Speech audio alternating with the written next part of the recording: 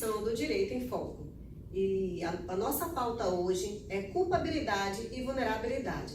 Trouxemos hoje aqui os convidados e, para começar, apresento Cristiano, promotor de justiça, que irá falar sobre a culpabilidade. À minha direita, Oswaldo Filho, sociólogo e especialista em vulnerabilidade. A juíza Michele Ross e, em especial, o jovem Júnior, que irá aqui passar para nós a sua experiência sobre um fato típico que lhe aconteceu. Então, Júnior, fale aqui sobre a sua experiência. Bom dia, meu nome é Cláudio Júnior. Eu, como todo brasileiro, não necessariamente dito assim, porque eu, como a maioria do povo brasileiro, assim, quis ser um trabalhador, tive uma infância muito pobre, muito triste, pois meu pai era usuário de droga, ele usava drogas, ele era usuário de bebidas alcoólicas, chegava bêbado em casa, maltratava minha mãe, maltratava meus irmãos, e eu até fico um pouco sem jeito de falar assim, que mexe muito comigo isso, mas eu não tive a oportunidade de estudar, estudei até a segunda série, tive que desde pequeno vender cocada, algumas coisas que minha mãe fazia no trem para tentar alimentar meus irmãos. E depois de algum tempo eu cresci mesmo nesse ritmo, só que eu tive um filho e só isso realmente não dava para alimentar meu filho. Hoje eu não sei, fora da realidade um pouco das pessoas aqui que nessa mesa estão sentadas, mas eu acho que ninguém aqui nunca viu seu filho chorando de fome, nunca viu sua esposa morrendo de fome e você ser impotente de sustentar sua família. Eu sei que foi errado minha conduta, eu sei que eu poderia ter feito outras coisas, mas eu sou um jovem negro, moro em periferia, não tenho um devido estudo, eu normalmente sei ler um pouco. E como é que eu ia arranjar um emprego? Até bico, algumas coisas assim, é muito difícil de encontrar. Eu comecei a praticar pequenos delitos, pequenos furtos, na cidade de Salvador, principalmente na Barra e no Pelourinho, que são lugares que tem muitos turistas. Um dia, na verdade, eu fui pego e fui preso. Eu não fui nem julgado, eu desci direto para a prisão. Eu sei que isso é errado porque meu advogado falou. Ele falou que isso é errado, que eu tinha que ser julgado pelo juiz e eu ia ser julgado. Mas não me disse quando. Eu passei muito tempo lá, passando por diversos tipos de humilhação, sendo tratado como um animal, velho. Eu não consigo esquecer isso. E o tempo que eu fiquei lá, eu ficava pensando, como é que pessoas mais privilegiadas, como políticos que teve certas oportunidades na vida, tiveram certa oportunidade de estudar, nunca passaram por essas coisas que eu passei, roubam bilhões. E o sistema penal ainda dá brechas, dá modos de eles sair dessa pena, dá uma forma como assim, tem um tal de, como posso dizer, tem uma tal de uma delação premiada que eu não sei o que é na verdade direito, eu sei que você entrega uma pessoa e você é liberado. Porque pra mim não tem. Eles roubam milhões, estragou a vida de mais pessoas do que eu. Eu não agi de forma violenta, eu só fiz pegar o dinheiro porque eu não tinha outro modo. Eu tinha que sustentar minha família. Eu tinha que comer, eu ficava passando fome o dia todo, minha família, meu filho chorando. Não tinha o que fazer. Júnior, nada melhor do que uma pessoa especialista no âmbito do direito para poder responder a sua pergunta. E com a palavra agora, o promotor Cristiano. Bom dia a todos os presentes, bom dia aos telespectadores. Eu acredito e concordo que não houve um procedimento correto em relação ao seu caso, pois é necessário um devido processo legal, um julgamento justo, respeitando o contraditório. E não, você disse que foi diretamente para a cadeia, então acredito que não é esse procedimento. Mas acredito também que você cometeu um crime, configurando um fato típico, você furtou a carteira de um cidadão. Furtei. furtou, então você subtraiu uma coisa ali móvel, é o artigo 155 do Código Penal. Também você sabe que esse fato é um crime, é um fato antijurídico, não sabe? Sim. Por isso, você deve responder pelo que você fez, não acredita? Uhum. E também você é culpado, você é de maior? Sou. Você tem quantos anos? Tenho 22. Você tem alguma doença mental? Você tem alguma deficiência? Você tinha potencial consciência que você estava fazendo isso errado? E você poderia fazer algo diferente do que roubar, do que furtar? Poderia? Então, você configurou um crime e, portanto, você deve responder pelo que você fez. Não acredita nisso? Imagina se todas as pessoas que decidissem obter algum bem e fossem subtrair de outra pessoa, a sociedade viraria um caos. Temos que observar também que na narrativa aqui do Júnior, ele fala de toda a sua condição social. Sabemos que os atos, que ele tinha total consciência da ilicitude do ato dele, mas vivemos em uma sociedade também em que o número do desemprego é muito grande. E para falar melhor dessa situação, nós temos aqui o especialista, o nosso sociólogo, quer dizer, o sociólogo Oswaldo Filho. Oswaldo, qual a sua contribuição neste caso? Bom dia a todos, os telespectadores também, bom dia. O caso do Júnior aqui, doutor Cristiano, é um caso bem emblemático porque é o que ocorre no dia a dia da nossa sociedade. São pessoas que estão à margem da sociedade, desprovidos de qualquer direito, direito de alimento, direito à educação. Então essas pessoas não têm a mínima condição o direito de escolha, Ele praticamente, a situação em que vive, os força a cometer determinados delitos, Então a vulnerabilidade foi estudada no Brasil, está sendo tratada nisso lentamente, E o legislador, quando cria as suas leis, ele tem um olhar voltado para o mais fraco. Só que essa estrutura toda é montada para que assista a todo, mas na realidade não é isso que acontece, porque o Estado se ausenta em todas as suas obrigações, não dá ao menos assistido aquilo que é necessário para a sua sobrevivência. Então, diante dessa situação, é difícil você escolher entre se alimentar e entre cometer um delito.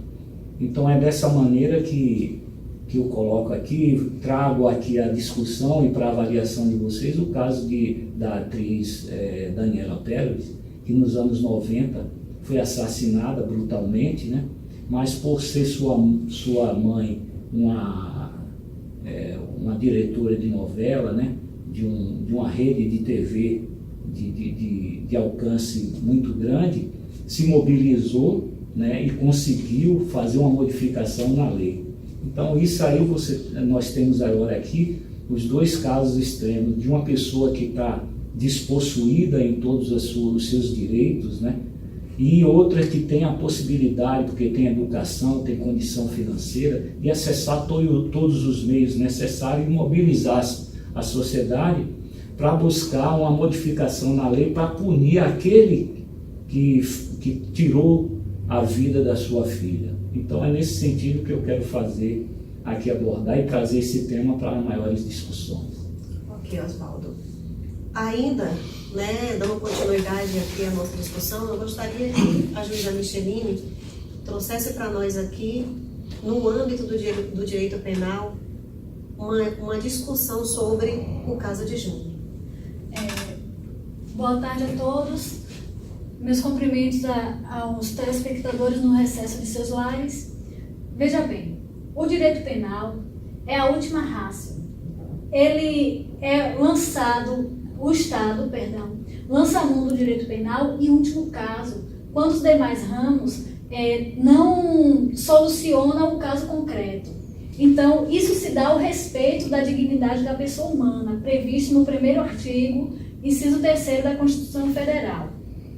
Quando a sociedade se vê em um caso onde um indivíduo comete um crime, o que a sociedade faz? ela espera do Estado uma resposta. E o Estado tem autonomia para intervir nos conflitos sociais, e isso é o que o Estado faz. Viver em sociedade sem regras seria insuportável, todos concordam, não é isso? É necessário que se haja uma lei para organizar e tornar suportável e aceitável a convivência entre todos. O que ocorre? O Estado, a desigualdade social não é um problema jurídico. Então o Júnior, ele que se auto-intitula vítima do Estado, ele tem que entender que ele não é uma vítima do judiciário. Ele é uma vítima do poder político-social. O descaso político vem por parte da gestão e não do judiciário. O judiciário está aqui para cumprir a lei que é imposta pela Magna Carta, a Constituição Federal.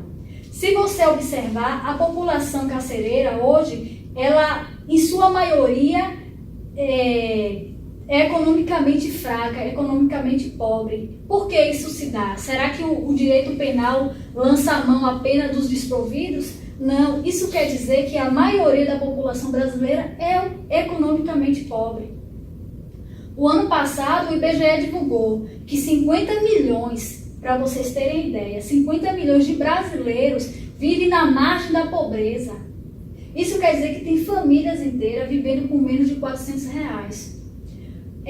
Dizer que a culpabilidade, ela que é um instituto do direito penal, ela só vai lançar a mão do indivíduo fraco, do vulnerável, é uma afirmação mentirosa. O direito penal, assim como qualquer outro ramo que envolva a sociedade, vai ser sempre alvo do estudo das ciências sociais, o que é cabível. O que não é aceitável é dizer que existe uma discriminação por parte da justiça. Não é, isso não procede, essa afirmação, é uma afirmação mentirosa. Então, mais uma vez, é bom que vocês cobrem a resposta política, social e não jurídica. A lei não é o problema social, não é um problema de lei. É um problema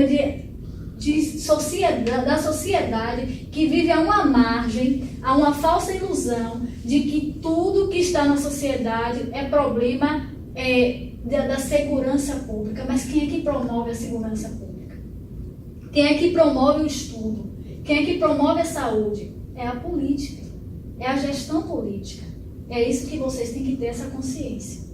Quando a justiça vai lançar a mão de alguém para punir, tenha certeza que já foi descartado todas as hipóteses, todas as possibilidades. Quando ela vai restringir o direito, o indivíduo necessariamente já passou pelo devido processo legal. E Júnior, ele foi uma exceção, não é regra. É uma exceção que aconteceu com o Júnior. Me permita, doutora, aí fazer uma parte, mas eu acho que eu não concordo com essa colocação de que ele é uma exceção, não é uma regra. O caso do Júnior aqui está se tornando uma regra, porque o nosso Código Penal é de 1941, necessita fazer uma reformulação para que esses aspectos sociais e econômicos da sociedade, que esse Código Penal, essa lei seja discutido no âmbito da sociedade e exista vontade política para que ele seja reformulado e que cobre também do Estado o cumprimento das suas obrigações. Porque as famílias que estão desamparadas nesse âmbito social têm reduzido a sua capacidade de decisão, porque ele vai atender às necessidades básicas, que é suprir a fome. Não estou aqui querendo dizer que o ilícito cometido por Júnior está certo ou está errado, mas é preciso que a sociedade também esteja atenta a esse contexto todo e que clame para que haja uma modificação na legislação penal para que os aspectos sociais sejam mais vistos pelo Poder Judiciário, por aqueles que operam o direito. Com respeito à sua colocação, eu volto a enfatizar que o que introduziu, segundo o próprio Júnior, a delinquir foi a necessidade. Por que você teve essa necessidade? Porque você não foi preparado, você não teve a educação, você não teve acesso a uma educação que lhe proporcionasse uma vaga no mercado de trabalho. Você concorda com isso, João? Você se intitula vítima do Estado? Título. Por que ele se intitula vítima do Estado? Porque ele é vítima, de fato, do descaso do Estado. Esse descaso, ele deve ser focado nos programas públicos.